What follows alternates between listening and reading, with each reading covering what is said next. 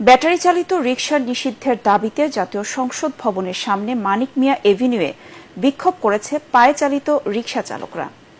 সকাল 9:30টার দিকে কয়েকশো রিকশা চালক ওই সড়কে জড়ো হয়ে মিছিল শুরু করেন।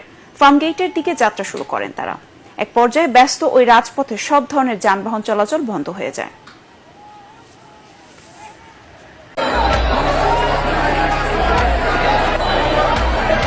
দেশে যদি সবকিছু যদি অবৈধ জিনিস বন্ধ হওয়া যায়, তাহলে আমাদের অবৈধটা বন্ধ হয় না কেন?